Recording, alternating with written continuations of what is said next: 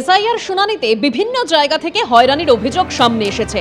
আর এবার এই অভিযোগে তুফানগঞ্জে বিডিও অফিসের সামনে ঝাঁটা হাতে বিক্ষোভ দেখালেন এসআইআর এর শুনানিতে ডাক পাওয়া মহিলারা। বিজেপি নেতা কর্মীরা গ্রামে ঢুকলে ঝাঁটা মেরে গ্রাম ছাড়া করার হুঁশিয়ারি দিয়েছেন। কেন তাদের এই বিক্ষোভ, অর্থাৎ মহিলারা তারা কেন বিক্ষোভ দেখালেন, আরো বিস্তারিত আমরা জানবো আমাদের প্রতিনিধি শুভেন্দু ভট্টাচার্যের কাছ থেকে। শুভেন্দু, দেখো, যেটা অভিযোগ যে মহিলাদের যে বিভিন্ন ভাবে তাদের হেনস্থা করা হচ্ছে, বিভিন্ন শুনানিতে যাদের যেসব মহিলাদের ডাকা হয়েছে আজকে তারা সেখানে আসেন এবং ঝাঁটা হাতে বিডিও অফিসের সামনে যেখানে শুনানি চলছিল সেখানে তারা বিক্ষোভ দেখান।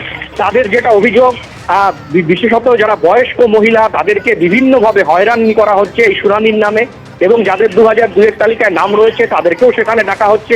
এই ধরনের হয়রানির বিভিন্ন অভিযোগ তুলেছেন তারা, এবং তাদের দাবি যে বিজেপি এটা চক্রান্ত করছে, বিজেপির চক্রান্তের জন্য এই ঘটনা ঘটছে, এবং বিজেপি কর্মীরা যদি গ্রামে যায় সেখানেও তাদেরকে ঝাঁটা দিয়ে তারা করা হবে, এমনটাও কিন্তু হুঁশিয়ারি দিয়েছেন মহিলারা। যদিও বিজেপির দাবি এটা পুরোটাই তৃণমূলের চক্রান্ত এবং তৃণমূল কংগ্রেসের মদতেই স্থানীয় কিছু মহিলা এই ঘটনা ঘটিয়েছে।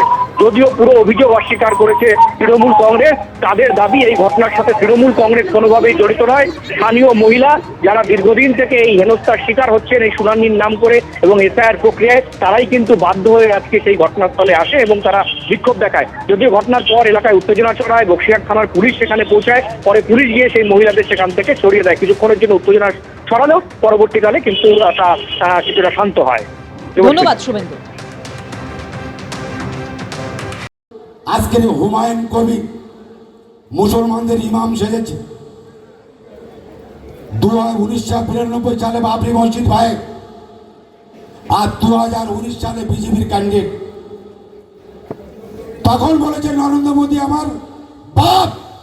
এই হুমায়ুন কবির যে মসজিদ ভাঙলো, যে মসজিদ ধ্বংস করলো, আর সেই হুমায়ুন কবির বাবরি মসজিদের আরেকটা দাঙ্গা তৈরি করছে। এই মুসলমানের এই বাবরি মসজিদ দাঙ্গা তৈরি করছে, কি হচ্ছে? লাখো লাখো কোটি কোটি টাকা। আরে যেরকম শিক্ষক তা সেরকম ছাত্র। আসলে ইসলাম সম্বন্ধে এদের একটা অংশের ধারণা নেই। এরা মসজিদ করছে না ব্যবসা করার জন্য, এরা দাঙ্গা করার জন্য। একদিনও এই হুমায়ুন কবির মতো লোক আজকের ধর্ম বিক্রি করছে। এদেরকে গাছের গায়ে বেঁধে ছেটা পেটা করা উচিত। আমার মনে হয় এই শুভেন্দু অধিকারীর মতো লোক যারা ধর্ম ব্যবসা করছে এদের ছেটা পেটা করা উচিত মায়েদেরকে দিয়ে। এবিপি আনন্দ, এগিয়ে থাকে, এগিয়ে রাখে।